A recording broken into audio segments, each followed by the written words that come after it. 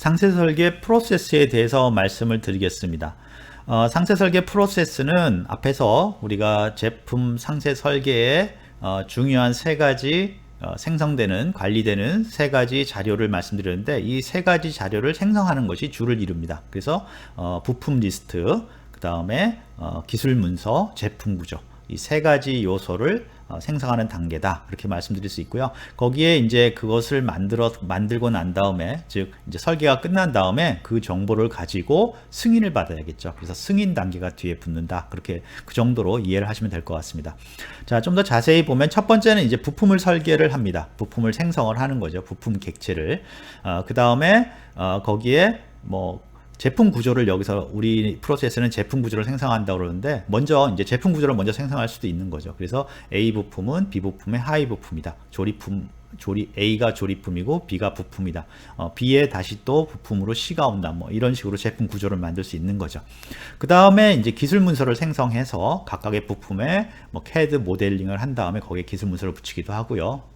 다른 기술 계산을 해서 엑셀 스프레드시트를 거기다 붙이기도 하고, 이렇게 쭉 이렇게 붙여서 서로 공유를 해 나가게 됩니다. 자, 그런데 이 세 가지 부품 생성, 제품 구조 생성, 기술 문서는 꼭 이 순서대로 할 필요는 없고요. 먼저 부품을 생성하고 기술 문서를 거기다 붙인 다음에 나중에 제품 구조에 붙일 수도 있는 거죠. 그래서 이 세 가지는 서로 연관이 되어 있기 때문에 어떤 환경에 맞춰서, 작업 과정에 맞춰서 서로 상호 생성해 주면 됩니다. 그 다음에 이렇게 이제 부품도 생성됐고 거기에 기술 문서도 다 정의가 되어 있고, 그 다음에 제품 구조도 다 정의가 되어 있으면 그것을 이제 승인을 받는 거죠. 이게 제대로 되어 있는지. 그래서 첫 번째 승인은 설계 내부에서 기술적으로 그게 타당한지, 그 방법이 맞는지를 이제 승인을 받게 됩니다. 그 다음에 이제 설계 릴리즈가 있는데요. 설계 릴리즈는 외부의 승인을 받는 거죠. 그래서 외부라는 것은 설계라든가 고객 지원이라든가 관련 부서에서 이렇게 하면 우리가 생산할 수 있다, 이렇게 하면 고객 지원을 잘 할 수 있겠다 라고 승인을 받는 거죠. 그래서 승인이 끝나면 설계 릴리즈라고 되어 있는 그 부분이 끝나면 이제 설계가 진짜 끝난 겁니다. 설계가 끝나고 그 다음부터는 생산 또는 고객 지원으로 이 정보가 넘어가서 그 작업이 시작되는 거죠.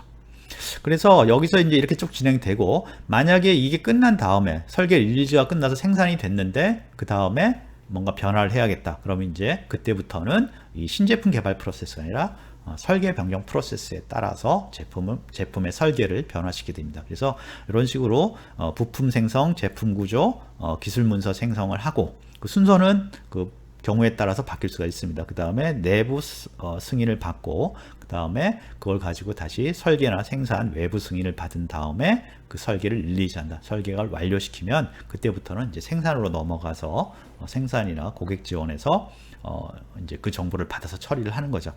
그런데 이제 뒤에서 말씀을 드리겠지만, 요 설계 릴리즈가 한꺼번에 다 모든 제품을 다 할 수도 있지만, 만약에 어떤 부분을 이렇게 천천히 어떤 순서대로 이렇게 정리가 되면, 우리가 정보 시스템을 통해서 그걸 공유하고 있으면 완성되는 순서대로 뒤에 그 정보를 받아서 처리해야 되는 생산이라든가 고객 지원에서 사용할 수 있겠죠.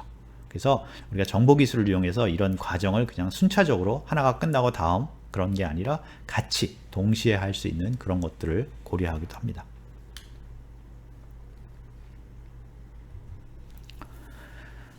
상세 설계에서 우리가 설계가 모든 것을 다 자료를 만들 것 같지만, 사실은 다양한 조직의 협동이 필요합니다. 그리고 방금 이제 앞에서 말씀드린 것처럼 우리가 정보 시스템을 이용해서 이 자료를 관리를 하면 모든 제품의 모든 부품을 다 설계가 끝난 다음에 그 다음 작업으로 넘어가는 게 아니라, 그 각각의 부분이 동시에, 그러니까 각 부분의 설계가 완료되면 진행을 하고, 하물며 어떤 경우에는 같이 설계하면서 동시에 다른 사람 관련된 의견을 받기도 하고, 그 다음에 설계가 하면서 동시에 그 정보를 보면서 옆에서 설계 정보에 관련된 그거를 이용해서 생산에서 자기들의 계획을 할 수도 있고, 고객 지원에서 계획을 할 수도 있습니다. 그래서 그런 식으로 협동 작업이 일어나게 되는 거죠.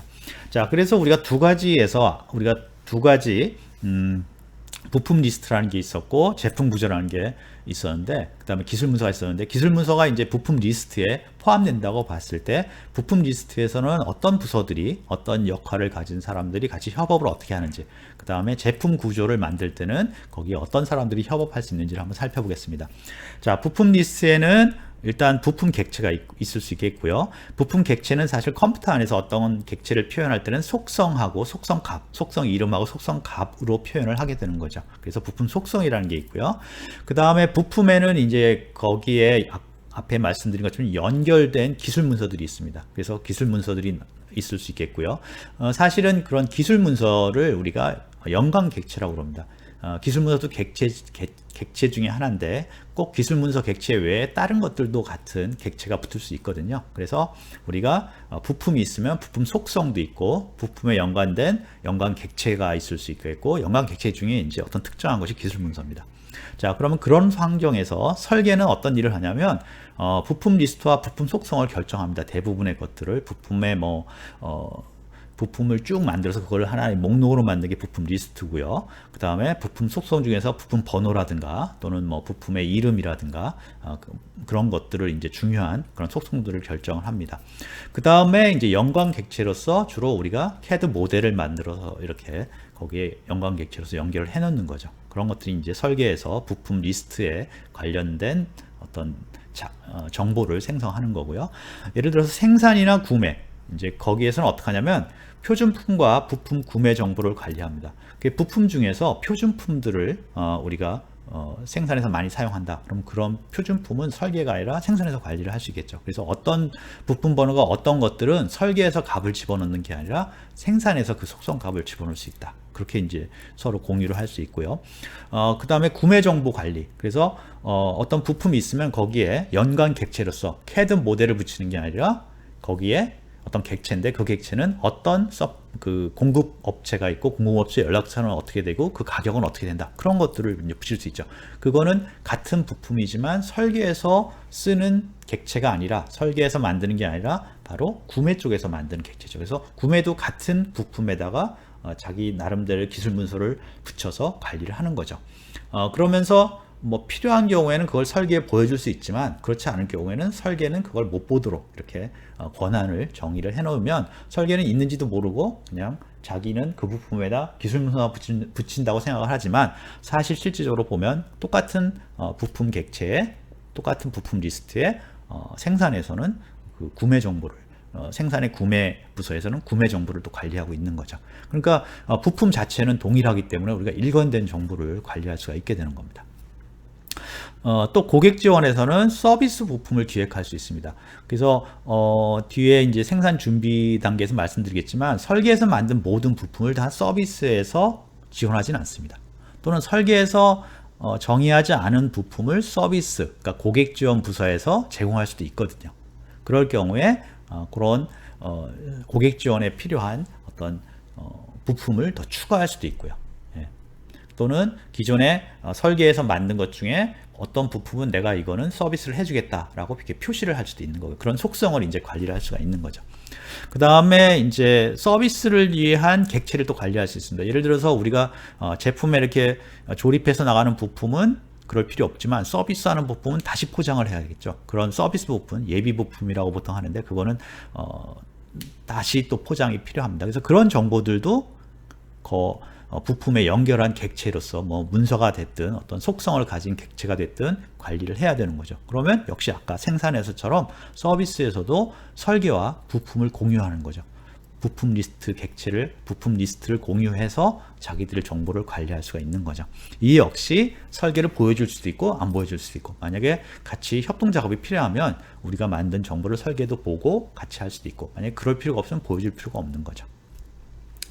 또는 우리가 기업 내부뿐만 아니라 공급 기업, 즉 기업 외부에서도 공유하는 경우가 많이 있습니다. 그래서 기업 외부에서는 내가 설계해서 이런 부품을 만들었는데 생산해서 보니까 이 부품은 우리가 생산한 것보다 외부에 공급업체가 제공하는 게 좋겠다. 그렇게 하면 외부 공급업체가 외부에서 정보 시스템이 연결돼서 그 부품에다가 자신들이 만든 도면이라든가 자신들이 만든 뭐 어떤 부품 그 체계라든가 그러니까 더 자세한 제품 구조겠죠. 그런 것들을 추가해서 만들 수 있습니다. 진짜 기업과 기업 사이에 협동 작업이 일어나는 거죠. 그런 때도 그 부품 자체는, 부품 리스트 자체는 통합된 하나밖에 그 정보 시스템 내에 없는 걸 사용할 수가 있는 거죠. 그래서 이런 식으로 부품 리스트를 가지고 만들어낸 게 그냥 제품에 사용되는 부품의 목록이 아니라 이런 식으로 다른 부서, 하나의 기업 내에 다른 부서 또는 하물며 다른 조직, 다른 기업과의 협동 작업을 위한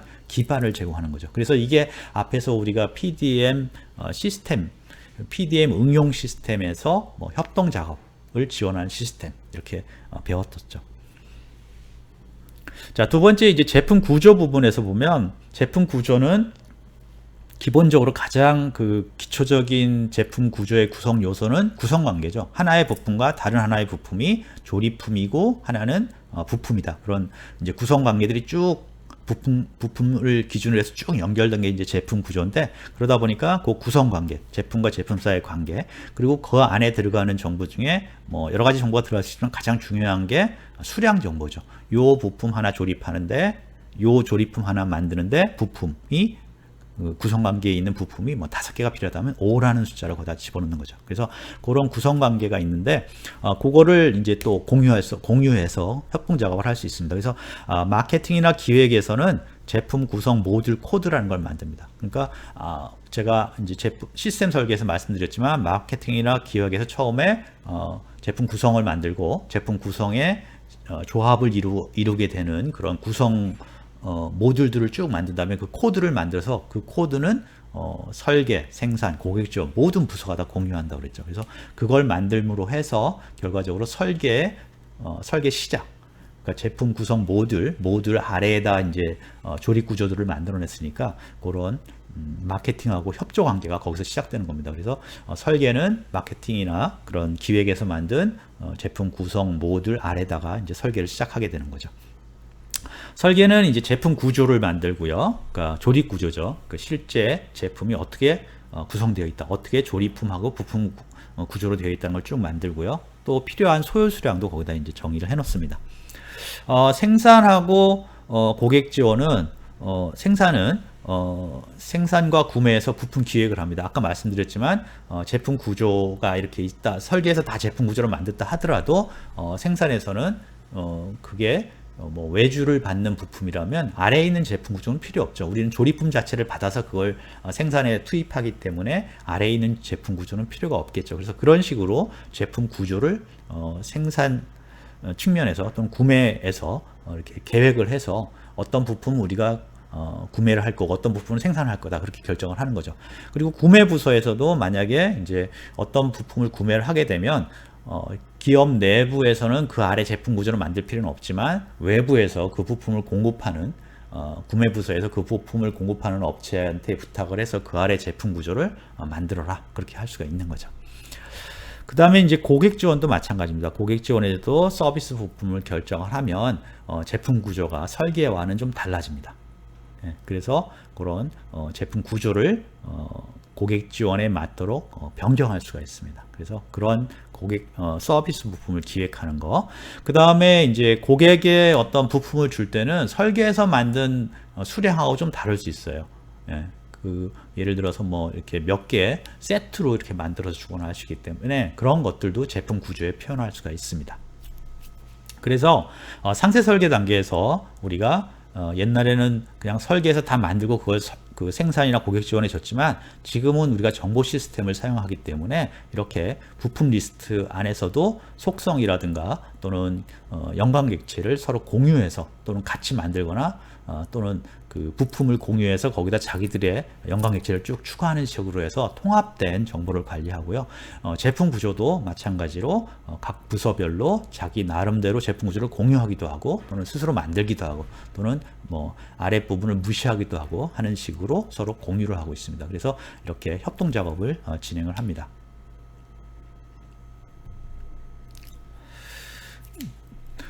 방금 말씀드렸는데요. 그래서 상세 설계에서 협동 작업을 이제 지원하는 것이 PDM, PLM의 굉장히 중요한 어떤 기능입니다. 그래서 PDM, PLM을 이용해서 요즘에는 뭐 국외 다른 나라에 있는 설계자들이 자기 나라에 맞는 제품 구성을 만들기 위해서 그 자료를 우리나라에 있는 자료를 공유해서 같이 써서 제품을 개발하고 그런 것들이 이제 거의 일상화되어 있습니다.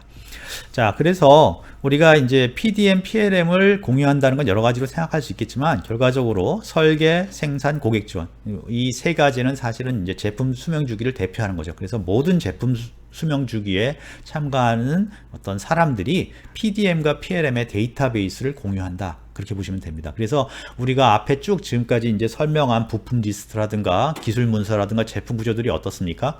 그게 중복되지 않죠. 복사하지 않고 하나만 유지를 하죠. 그게 바로 정보 시스템 내 데이터베이스 내에 논리적으로 우리 기업 내에 있는 부품은 하나, 그거의 기술 문서도 하나, 이렇게 해서 모든 수명주기 내에 설계, 생산, 고객 지원이 다 그걸 공유할 수 있도록 복사하지 않고 공유할 수 있도록 하고 있습니다. 그래서 그거를 데이터베이스에 집어넣고 공유하도록 그렇게 하고 있습니다. 그래서 설계에서 생성한 부품 리스트를 기준으로 합니다. 그리고 부품 속성, 가장 대표적인 게 이제 뒤에서 배울 부품 번호나 그런 것들인데요. 그런 속성과 기술 문서, CAD 문서가 이제 대표적인 거죠. 그런 거를 공유해서 사실은 생산이나 고객 지원에서 그거를 기반으로 해서 뭐 변형을 시키거나 확장을 시키거나 해서 거기다 다시 기술 문서를 추가하고 그런 식으로 해서 공유를 합니다.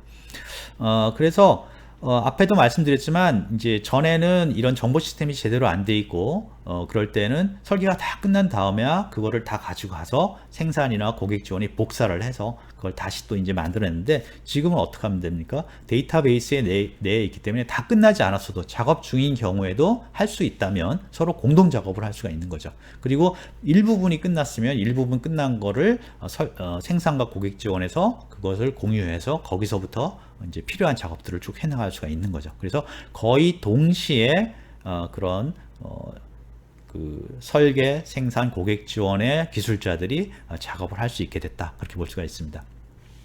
그 다음에 이제 앞에서 계속 말씀을 드렸지만 제품 구조를 이용해서 제품 정보를 그렇게 복사하거나 서로 다시 중복시키지 않고 일관되게 관리를 했죠. 그게 그대로 다른 부서에서도 생산이나 고객 지원에서도 그대로 유지하면서 쓸 수 있는 거죠. 그래서 일관되게 쓸 수 있고요. 그 다음에 이제 중요한 것은 그 일관되게 관리되는 것들이 변경되는 경우가 있습니다. 뒤에 배울 설계 변경이라는 건데요. 그럴 경우에도 우리가 그 일관성을 지키기 위해서 여러 가지 이제 기술이라든가 제도를 마련을 했습니다. 그래서 그런 변화를 계속 가져가는 도중에도 일관된 정보를 서로 공유할 수 있도록 한다. 그렇게 했고요. 특히 이제 우리가 다시 또 강조를 드리면 제품 구조라는 걸 이용해서 전체를 통합하는 그런 시스템을 저희가 사용하고 있습니다. 그래서 이런 제품 구조를 사실은 우리가 BOM이라는 말을 씁니다. Bills of Material이라고 그러는데 BOM이라는 말을 쓰는데요. 이거 이제 BOM은 사실 제품 구조랑 같다고 생각하시면 됩니다. 단지 역사적으로 옛날부터 써오던 단어이므로 우리가 BOM을 또 많이 쓰는데요. 그래서 이런 BOM 구조가 전에는 그 EBOM 해서 엔지니어링 봄, 설계에서 쓰는 제품 구조 따로 있고요. MBOM, 그래서 생산에서 쓰는 제품 구조, CS, 커스터머 서비스 또는 커스터머 뭐 세티스팩토리 해가지고 고객 지원용 보험이 따로 있었습니다. 그래서 그걸 복사를 해서 썼어요.